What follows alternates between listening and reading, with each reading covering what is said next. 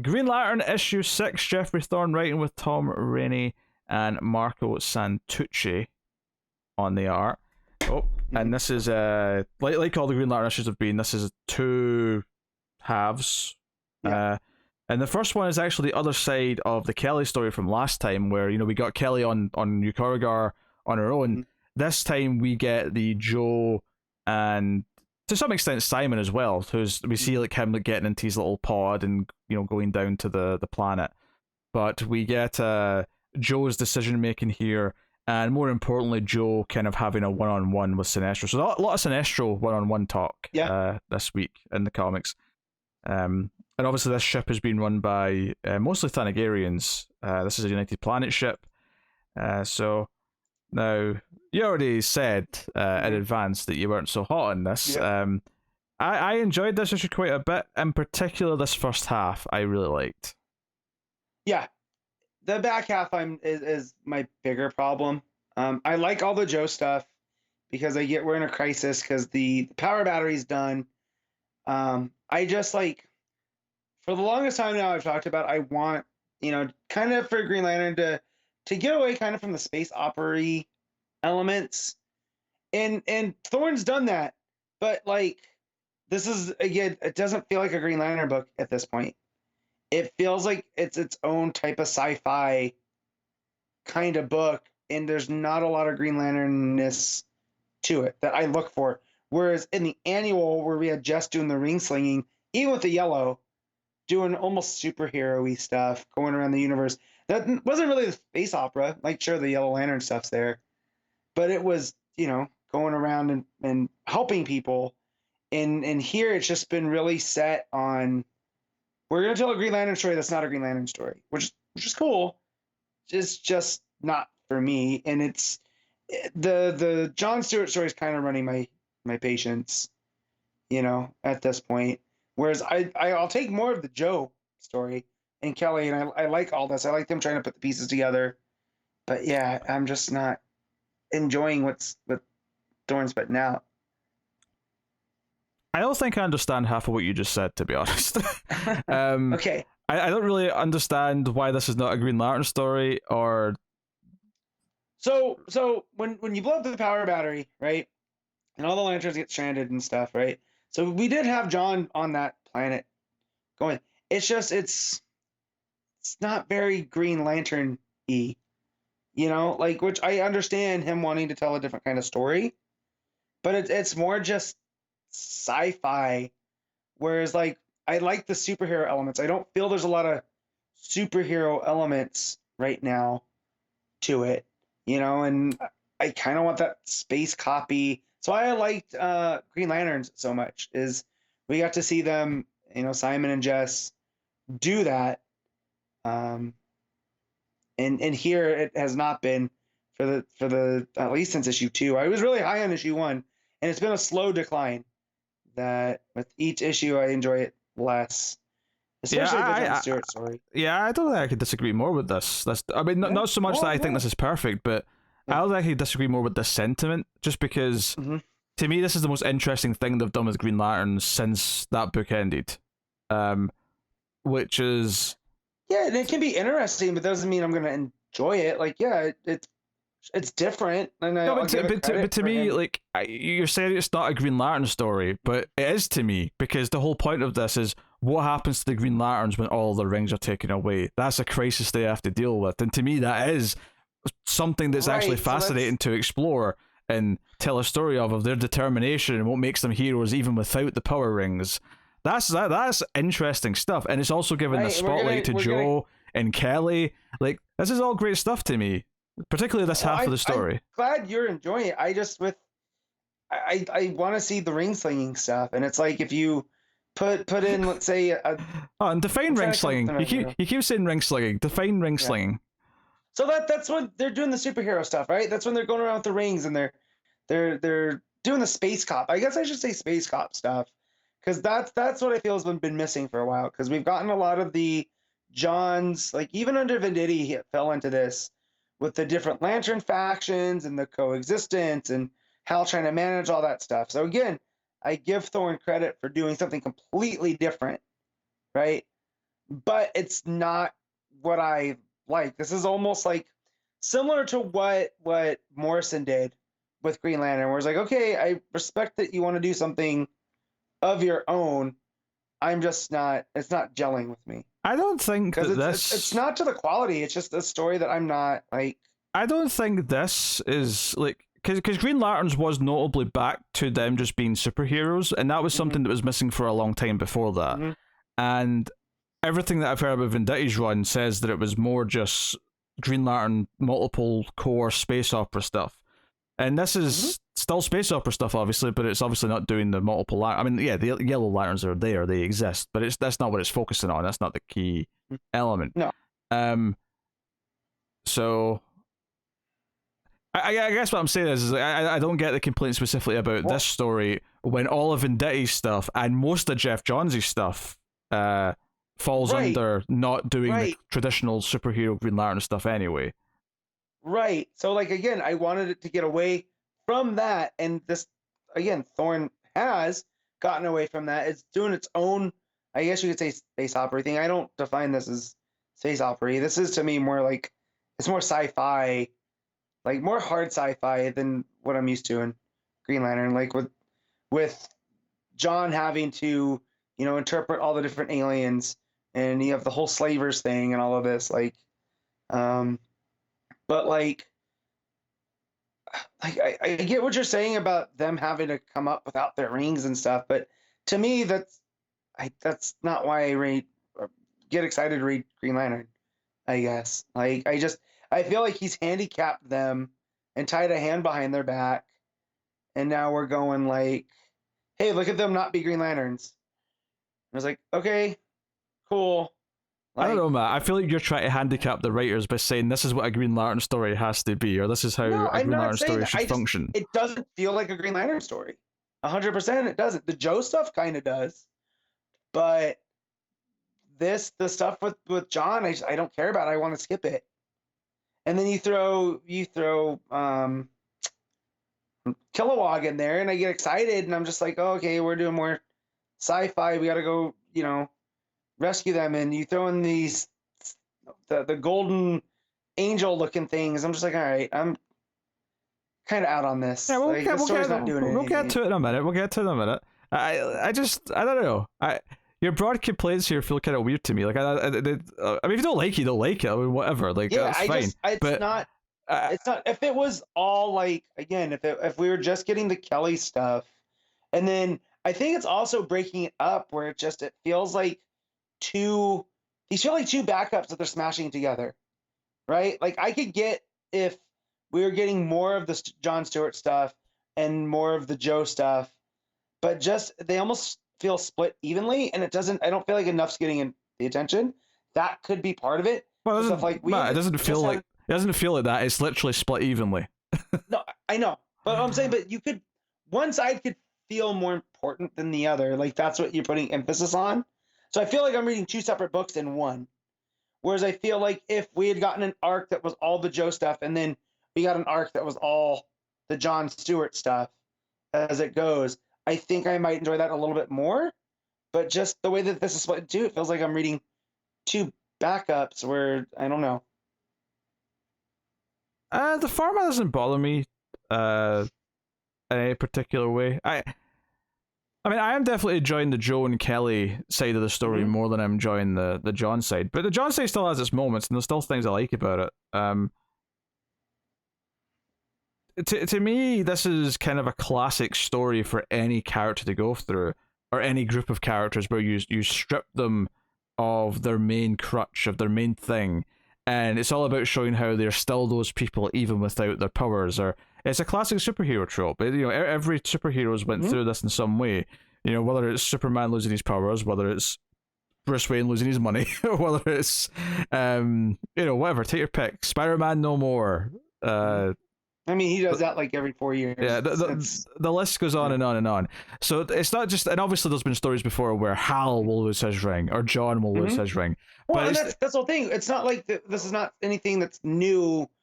I mean, again, Thorne, the way that he's telling the story is fine, but like we've done the no ring lantern kind of thing, and I just don't find this version of it interesting. Like I get to the John stuff and I'm kind of like, okay, I'll get through this, you know, versus the Joe stuff where I like her as a character and I like Kelly as a character, and seeing how these two, basically these are our two Green Lantern representatives who aren't actually Green Lanterns as we know them, right? Like, who knows what Kelly's gauntlet is, and Joe's ring is completely, we don't even know who gave it to her, and we know that it just runs off of, like, it's not off of a typical power battery. We know all the different stuff. So the fact that these are our two lanterns, to me, that's way more interesting than what John's doing. But that's, again, that's just me. Yeah, Also, but it isn't even there's split. not- It's literally 50-50 in the book, so it's kind of weird to lean so heavily into the John stuff that you don't like, and sort of like give the other stuff like a sort of passing mention after the fact. Like, I mean, I do like this stuff, but I was like, it is half and half. It is literally split down the middle. Right. So I like the front half of this issue more than the back half. Like I don't get a lot of what you're saying. A lot of it just feels like sentences that don't make sense to me. And like, if you don't like it, you don't like it. That's fair. But like, yeah. I don't understand how you're contextualizing some of it. Because I'm not enjoying what I'm reading, and when I think about why I don't enjoy it, I try to explain it, that it's just not, to me, this John Stewart stuff is it's not interesting. I get it. He doesn't have the ring, and this is what makes him a hero, but we already know all this about John. But that's not why it's not, like, if I agreed that it's not interesting, and I don't think it's amazing. Like, I do think it's the weaker half of the book, but the part that makes it not interesting isn't that he doesn't have the ring. That's like that is not the issue at all. If it's not interesting, it's because you're not enjoying the characterization, or you're not enjoying the other characters that he's interacting with, or you're not enjoying the storytelling craft. Like, that's the problem. It's not the fact that he doesn't have the ring. You're boiling it down to this really simple, like, concept that's okay. So then, thinking about it like that, then I really don't care about the planet that he was stuck on. Like, he saved him from the slavers.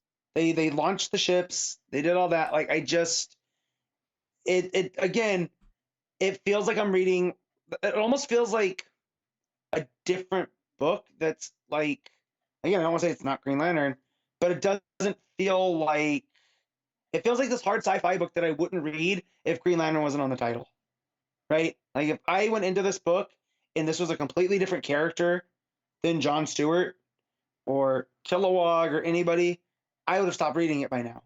Because I'm just like, oh, it's a typical sci-fi story where he's going to overcome not being a space cop anymore or whatever. You know, that's not what I'm looking for in the title, I guess. Versus the annual, right? Whereas that's what I look for in a Green Lantern book. That's to me, that's what when I pick it up, that's what I expect to read. So, you know, because well, I'll from another universe, when Thor wasn't Thor anymore, I didn't have any issue with that because of the story that Aaron chose to tell, with Thor being unworthy and you know, Jane Thor picking up the hammer and having her adventures. You know, that story I was fine with, because so I guess it's just all the story that Thor is deciding to tell is just not. I'm not enjoying it. Yeah, so it's not this case. So it kind of, that disproves your original point then, right? It's not about it not being a Green Lantern book, whatever that means in this context. It's more just the actual storytelling itself that's the issue. Sure. I mean, I just boiled it down to as quick as I could why I thought I wasn't enjoying it. And thank you for helping me uncover what the actual underneath is. Well, because it was a fake statement that broadly doesn't really mean anything. Like, you know, you could say that about anything you don't like and say, well, this isn't really this thing, but well, it kind of is. It's just, you know. Well, I mean, anything could be I mean, this could be a Batman story for all, you know, like, you know what I mean? So I understand that. But what I was enjoying with, like, issue 1, like the free fall this book has done from issue 1, where I came in like, oh man, this is great. I love this, like, so much, even more than you. I don't remember how Connor felt about it. Maybe he wasn't here. He wasn't super hot on it.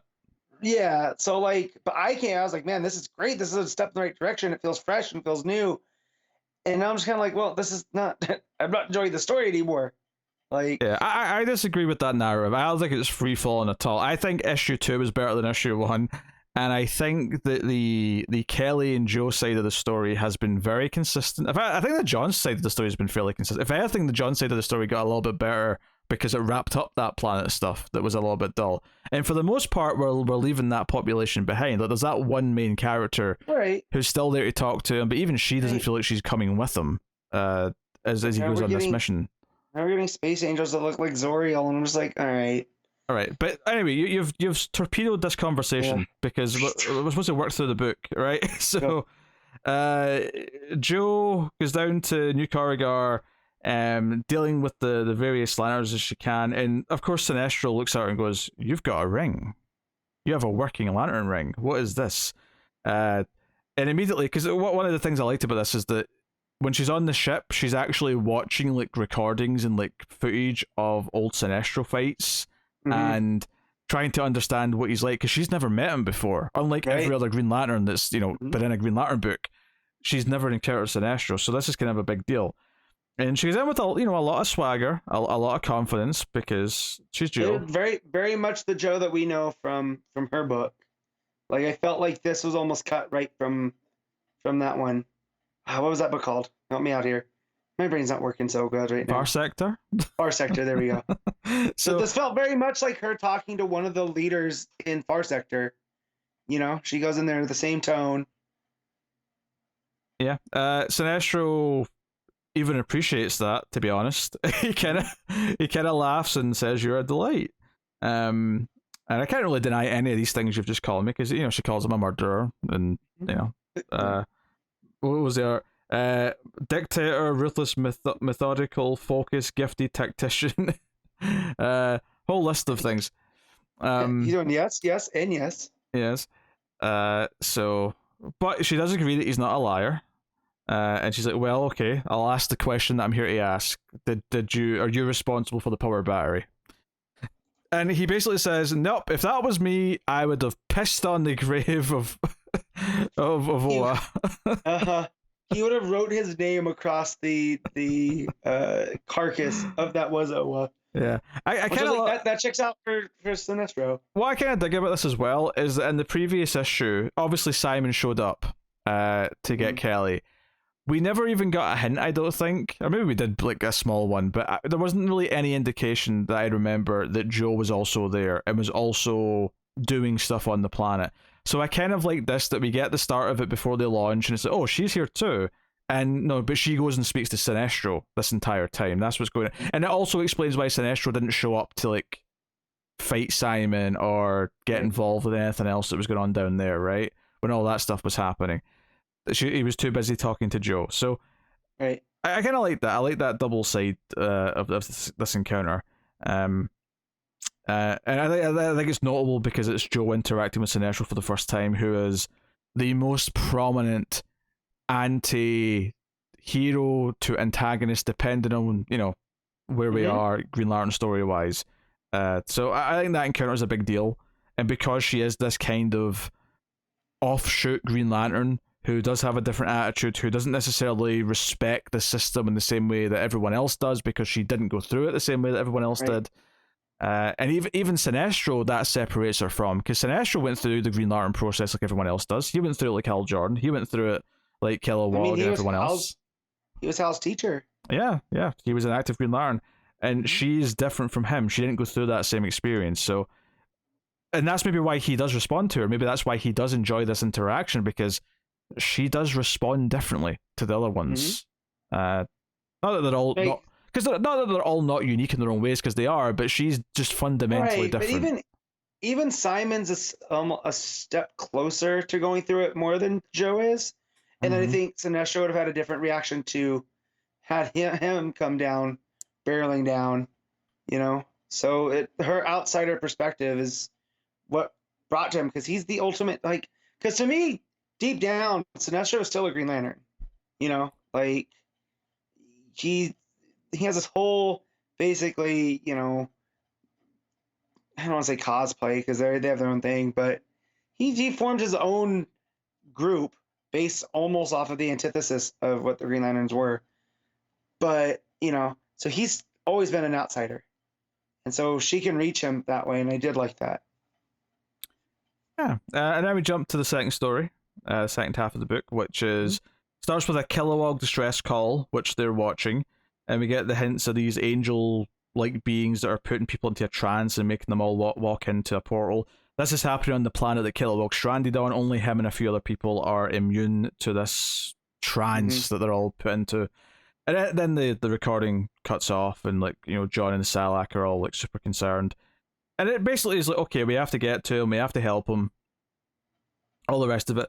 But the alien that came with John, she's like, hey, now we know about these beings, and kind of links up to his brain and shows him the history that she knows about. This is like her grandparents' memories of this war that happened once upon a time. These were beings that came out, and because they were so angelic looking, people actually thought they were, you know, from heaven or godly or whatever. And it basically put a lot of people in a trance, and they all just like sort of walked into these portals for them, and it just kind of sets up the kind of the trouble they're dealing with. So it's basically just all them setting up to go on this mission.